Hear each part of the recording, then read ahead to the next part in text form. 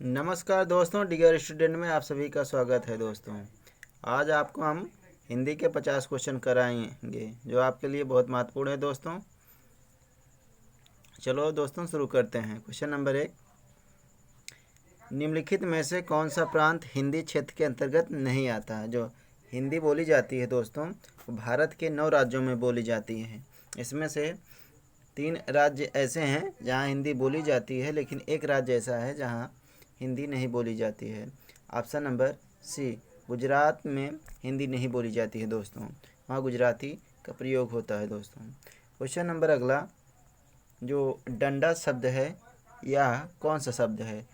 Number A तत्सम, number B तद्भव, number C देशज, नंबर डी विदेशज। डंडा शब्द जो है वो तद्भव शब्द है दोस्तों। डंडा शब्द का तत्सम होता है दंड होता है दोस्तों। ऑप्शन नंबर 20 का सही है। क्वेश्चन नंबर अगला दोस्तों, पीतल शब्द जो है, पीतल पीतल शब्द किस संज्ञा के अंतर्गत आता है। जो पीतल हो गया, सोना हो गया, चांदी हो गया, यह किसके अंतर्गत आता है। द्रव्यवाचक, जातिवाचक, व्यक्तिवाचक, समूहवाचक। आप जानते हैं कि जो पीतल है यह द्रव्यवाचक के अंतर्गत आता है। जातिवाचक दोस्तों, जो जाति का बोध कराता है, जैसे नदी हो गया, पहाड़ हो गया, किताब हो गया, ये सब जाति का बोध कराते हैं। जो व्यक्तिवाचक है, किसी विशेष व्यक्ति के नाम से संबंधित है। जैसे जो नदी है, अगर स्पेशल गंगा नदी कहा जाए तो गंगा नाम आता है। जैसे किताब में अगर आप लूसेंट कर दे रहे हैं, लूसेंट के बुक, लूसेंट में एक नाम हो गया कि लूसेंट की बुक है। या आप हिमालय कह दीजिए, हिमालय एक समझ लीजिए कि एक नाम है उसका, हिमालय पहाड़, या एक व्यक्तिवाचक संज्ञा। समूहवाचक जिसमें समूह की बात हो, जैसे टीम हो गया, खिलाड़ियों की टीम, सैनिक हो गए, जिसमें समूह की बात हो और समूहवाचक होता है दोस्तों। क्वेश्चन नंबर अगला, जो संख्यावाचक विशेषण का भेद आपको बताना है कि इसमें से कौन सा भेद नहीं है।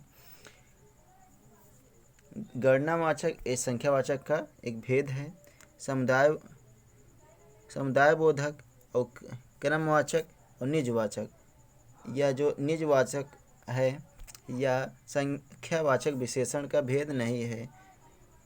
क्वेश्चन नंबर अगला दोस्तों, इसमें आपको बताना है कि आम खाया जाता है में कौन सा वाच्य है। ए कर्तृवाच्य है, बी कर्मवाच्य है, सी भाववाच्य है, डी क्रियावाच्य है। आपको बताना है कि इसमें कौन सा वाच्य आम खाया जाता है। इसमें कर्म की बात हो रही है, आम पे इसका प्रभाव पड़ रहा है। क्या खाया जा रहा है, आम खाया जा रहा है, इसलिए ऑप्शन नंबर बी सही है, कर्मवाच्य है दोस्तों। क्वेश्चन नंबर अगला, महोत्सव का संधि विच्छेद आपको बताना है कि महोत्सव में कौन सा संधि विच्छेद सही है। इसका महाधन उत्सव होगा दोस्तों, ऑप्शन नंबर बी। इसमें गुण स्वर संधि है दोस्तों, ऑप्शन नंबर बी सही है इसका। क्वेश्चन नंबर अगला दोस्तों,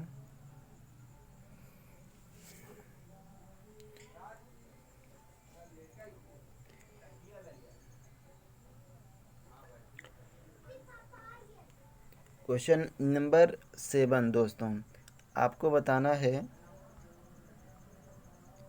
कि किस कारक में से जो से विभक्ति का प्रयोग साधन के अर्थ में होता है उसे क्या कहते हैं। किस कारक में से विभक्ति का प्रयोग साधन के रूप में होता है। आप जानते हैं करण कारक में से का प्रयोग साधन के रूप में होता है। जैसे चाकू से प्याज काटा गया है तो आप चाकू के द्वारा प्याज काट रहे हैं, यानी उसका साधन है दोस्तों।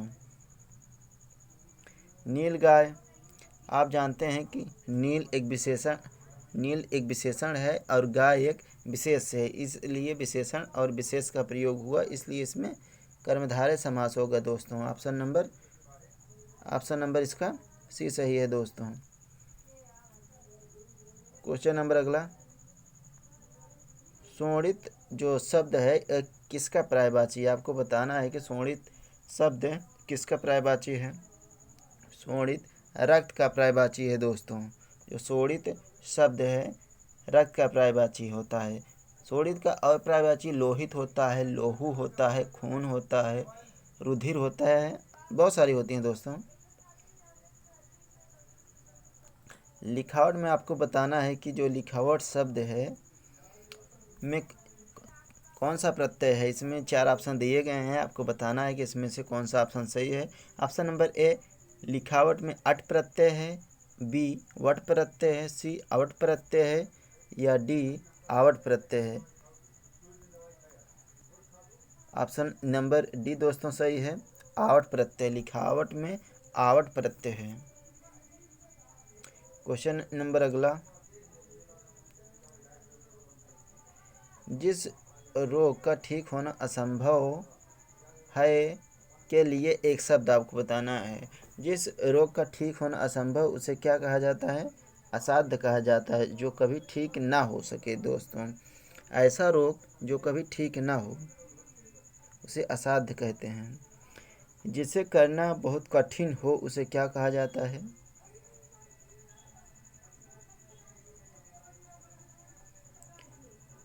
जिसे सॉरी दोस्तों,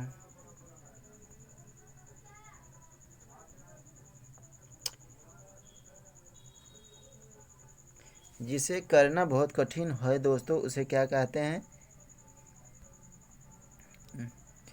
जिसे करना बहुत कठिन है उसे क्या कहते हैं? दुष्कर कहते हैं। ऑप्शन नंबर ए सही है दोस्तों। क्वेश्चन नंबर अगला दोस्तों, आसक्त।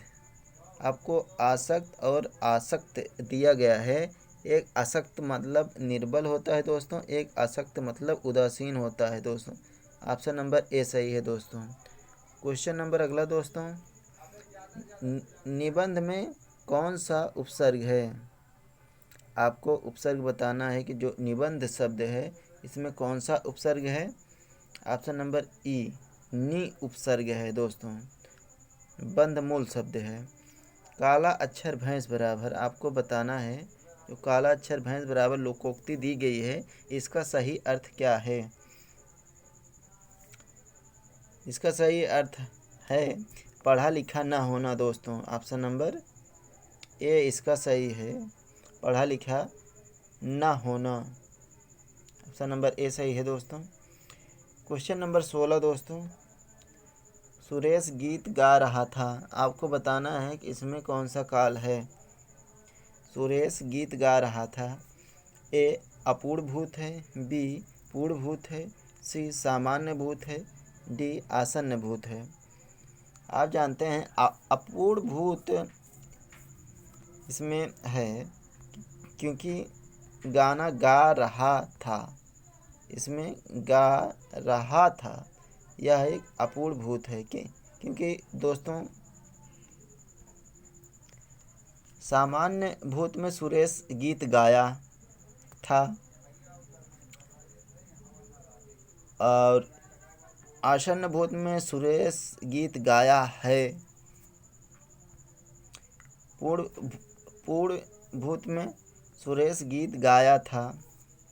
इसमें थोड़ा कन्फ्यूजन रहता है कि वर्तमान है कि भूत है दोस्तों, लेकिन हम आपको एक दिन चैप्टर पढ़ाएंगे जिसमें अच्छे तरीके से समझाएंगे। क्वेश्चन नंबर 17 दोस्तों, आपको शुद्ध वर्तनी का चयन करना है कि इसमें शुद्ध वर्तनी कौन है। निष्प्रभ, निष्प्रभ,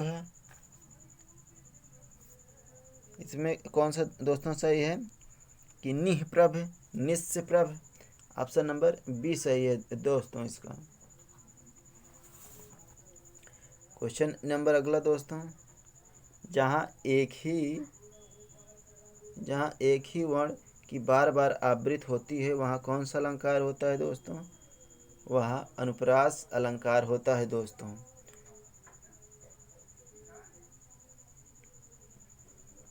क्वेश्चन नंबर अगला, झांसी की रानी नामक लंबी कविता किसकी कृति है। ऑप्शन नंबर सी, सुभद्रा कुमारी चौहान की दोस्तों।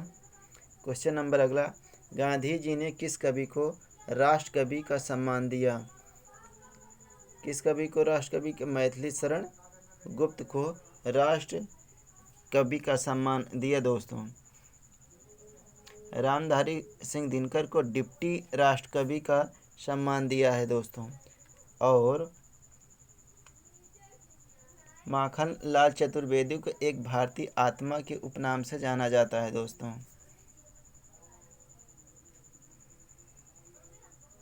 क्वेश्चन नंबर अगला दोस्तों, प्रत्येक व्यंजन के 5वें अक्षर को क्या कहते हैं? जो कवर्ग चवर्ग टवर्ग होता है दोस्तों, हर वर्ग का 5वां व्यंजन जो होता है उसे क्या कहते हैं? अनुनासिक कहते हैं। ऑप्शन नंबर बी सही है दोस्तों। क्वेश्चन नंबर अगला, ओ ओ ओ या आओ ध्वनि का उच्चारण स्थान क्या है? कंठ धन तालु, कंठ धन ओष्ठ, दंत धन ओष्ठ या तालु धन ओष्ठ। जो ओ आओ होता है इसका उच्चारण स्थान कौन सा होता है? ऑप्शन नंबर बी कंठोष्ठ होता है दोस्तों। क्वेश्चन नंबर 23, हिंदी भाषा किस लिपि में लिखी जाती है? आप सभी जानते हैं कि हमारी हिंदी भाषा देवनागरी लिपि में लिखी जाती है दोस्तों। क्वेश्चन नंबर अगला, निम्नलिखित में देवनागरी लिपि की कौन सी विशेषता नहीं है? आपको बताना है कि जो देवनागरी शब्द है लिपि है उसकी कौन सी विशेषता नहीं है दोस्तों। ए, एक ध्वनि के लिए प्रायः एक ही वर्ण चिन्ह। बी, कुछ वर्णों का उच्चारण नहीं होता है। सी, जैसा उच्चारण वैसा लिखना। डी, स्वर व्यंजन का वैज्ञानिक वर्गीकरण। ऑप्शन नंबर बी इसका सही है, कुछ वर्णों का उच्चारण नहीं होता है दोस्तों। विशेषता इसकी नहीं है ऑप्शन नंबर बी वाला, और सभी इसकी विशेषताएं हैं। क्वेश्चन नंबर अगला दोस्तों, जिन संज्ञा शब्दों से पदार्थों के नाप तौल का बोध होता है उन्हें क्या कहते हैं? उन्हें नाप तौल की जहाँ विशेषता होती है वहाँ परिमाणवाचक होता है दोस्तों। कहीं कहीं आपको द्रव्यवाचक भी मिल जाएगा, लेकिन ऑप्शन नंबर सी सही है इसका। क्वेश्चन नंबर अगला, मैंने घर जाना था, इसमें अशुद्ध अंश कौन सा है? यहाँ मैंने के जगह पर, मैंने के स्थान पर क्या होना चाहिए था दोस्तों? मुझे। ऑप्शन नंबर ए सही है। क्वेश्चन नंबर अगला, निम्नलिखित में सार्वनामिक विशेषण का प्रयोग किस वाक्य में हुआ है? सार्वनामिक विशेषण का प्रयोग किस वाक्य में हुआ है? ऑप्शन नंबर ए में। यह शब्द दिया है ना दोस्तों, यही एक सार्वनामिक विशेषण है। यह पुस्तक बहुत अच्छी है, इसलिए ऑप्शन नंबर ए सही है, क्योंकि इसमें यह शब्द का प्रयोग हुआ है। यह सार्वनामिक विशेषण है दोस्तों। क्वेश्चन नंबर अगला, जागना मूल रूप क्रिया का प्रथम प्रणयार्थक रूप क्या होगा दोस्तों? आपको प्रणयार्थक रूप बताना है जागना का, क्या होगा? जगवाना। ऑप्शन नंबर बी सही है दोस्तों, ना कि जागवाना। ऑप्शन नंबर 20 का सही है, जगवाना। जागना का जगवाना होगा प्रणयार्थक क्रिया। क्वेश्चन नंबर अगला, जो भगवान शब्द है, भगवान शब्द का स्त्रीलिंग रूप क्या है? भगवान शब्द का स्त्रीलिंग रूप भगवती होगा। ऑप्शन नंबर डी सही है दोस्तों। क्वेश्चन नंबर अगला, किस शब्द का प्रयोग सदा बहुवचन में होता है? सदा बहुवचन में किसका प्रयोग होता है दोस्तों? जो प्राण शब्द है इसका बहुवचन सदा होता है। क्वेश्चन नंबर अगला दोस्तों, प्रत्येक शब्द में कौन सा उपसर्ग है? प्रति उपसर्ग है दोस्तों। प्रति धन एक, प्रत्येक, इसलिए प्रति उपसर्ग है दोस्तों। क्वेश्चन नंबर अगला, भिखारी को भीख दो, इसमें को किस कारक की विभक्ति है? भिखारी को भीख दो, कर्ता ने कर्म को करण से के द्वारा संप्रदान को के लिए, यानी संप्रदान इसमें होगा दोस्तों। ऑप्शन नंबर डी को के लिए। भीख भिखारी को भीख दो। ऑप्शन क्वेश्चन नंबर अगला दोस्तों, जगन्नाथ का सही संधि विच्छेद क्या होगा? आपको बताना है कि इसमें से कौन सा सही है दोस्तों। इसमें आप देख लीजिए कि जगत धन नाथ, इसमें व्यंजन संधि है दोस्तों। ऑप्शन नंबर डी सही है। क्वेश्चन नंबर अगला, वागीश का सही संधि विच्छेद क्या है? ए भी व्यंजन संधि है दोस्तों। वागीश का गा हुआ है दोस्तों। आप जानते हैं कि ऑप्शन नंबर डी सही है। वाक धन ईस, आधा कार रहेगा दोस्तों और बड़ी ई रहेगा दोस्तों।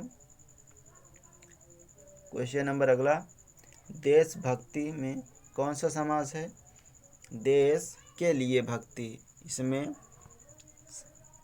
संप्रदान चतुर्थी विभक्ति हो गया दोस्तों, इसलिए तत्पुरुष समास है इसमें। ऑप्शन नंबर सी।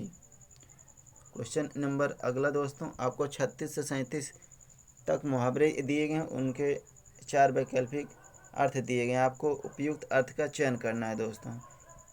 गूंगे का गुड़ होना, इसका अर्थ क्या है दोस्तों? गूंगे का गुड़ होना। नंबर ए बेस्वाद वस्तु, बी मनमानी, सी अनुभव करके भी बता ना सकना, डी अशुभ समाचार। इसमें क्या होगा दोस्तों? ऑप्शन नंबर सी अनुभव करके भी बता ना सकना। ऑप्शन नंबर सी है। गूंगे का गुड़ होने का अर्थ है अनुभव करके भी बता ना सकना। ऑप्शन नंबर सी सही है दोस्तों। क्वेश्चन नंबर अगला, घर घर में माटी के चूल्हे होना, घर घर में माटी का चूल्हा होना मतलब सब समान होना। ऑप्शन नंबर सी सही है दोस्तों, सब एक समान होना। घर घर में माटी के चूल्हे होना, एक समान होना दोस्तों। ऑप्शन नंबर सी सही है। एक तवे की रोटी क्या छोटी क्या मोटी, कहावत का प्रयुक्त अर्थ क्या है दोस्तों? खाने से मतलब रोटियों की बनावट का हिसाब लगाना व्यर्थ है दोस्तों। भोजन की सामग्री में दोष बताना, सभी लगभग एक से होना। ऑप्शन नंबर सी सही है दोस्तों, सभी लगभग एक से होना। क्वेश्चन नंबर अगला दोस्तों, जो कार्पण्य दिया गया है का भी जो कार्पण्य भी लोभ की तरह त्याज्य है। लोभ की तरह त्याज्य रेखांकित शब्द का उचित पर्यायवाची आपको बताना है। जो कार्पण्य होते हैं बहुत लालची होते हैं, लोभी होते हैं, कंजूस होते हैं, इसलिए इसका ऑप्शन नंबर सी सही है दोस्तों। कार्पण्य का मतलब हो गया कंजूस।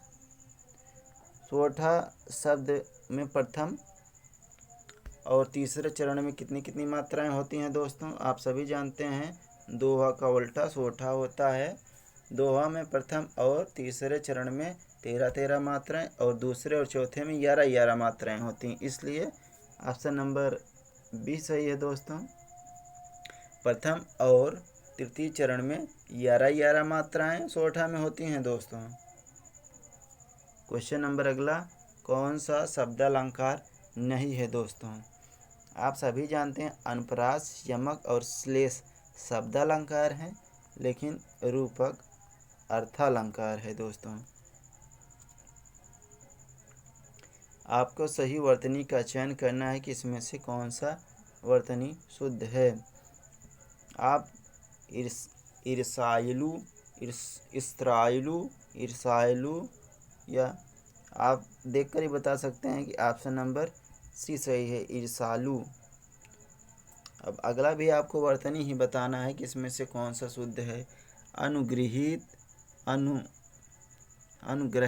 अनुग्रहित या अनुग्रहित, ऑप्शन नंबर डी सही है दोस्तों, अनुग्रहित होता है। क्वेश्चन नंबर अगला दोस्तों,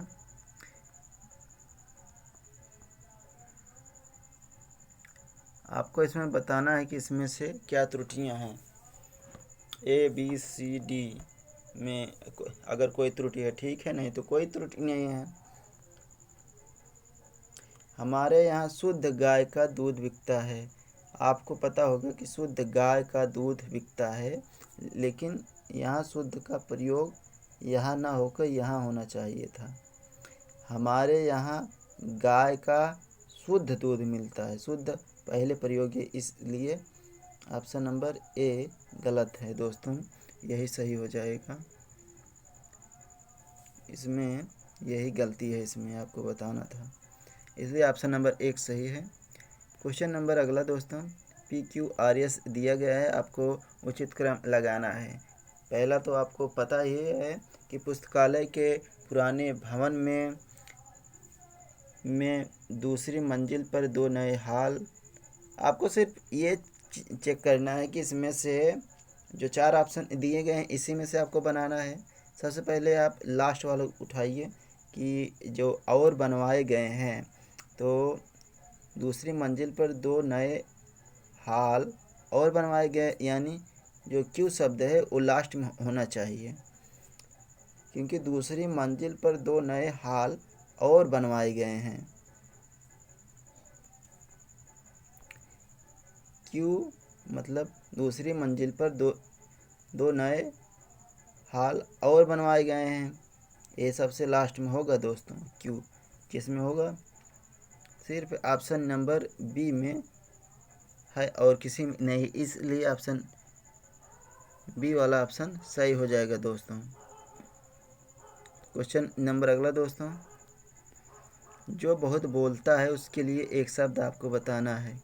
जो बहुत बोलता है उसे वाचाल कहते हैं दोस्तों। बहुभाषी का मतलब है बहुत सी भाषा बोलने वाला, और प्रवक्ता का मतलब होता है अच्छी तरह समझाने वाला, और बकबकी मतलब आप सभी जानते हैं कि महत्वहीन कथन जो हरदम बोलता रहे। आपको बताना है कि कृति और कृति का उचित अर्थ क्या है। एक कृति का मतलब रचना होता है, एक कृति का मतलब निपुण होता है, आपको यही बताना है। एक कृति का मतलब जैसे एक कृति हो गया इसका मतलब रचना हो गया, एक कृति हो गया इसका मतलब निपुण हो गया। ऑप्शन नंबर ए सही है दोस्तों। क्वेश्चन नंबर अगला दोस्तों, लास्ट क्वेश्चन है, या एक गद्यांश दिया गया, आपको पढ़कर इसको बताना है कि इसमें से जो 2-3 क्वेश्चन दिए गए हैं, हमने इसको पढ़ा था इसलिए मैं आपको जल्दी से बता दे रहा हूँ।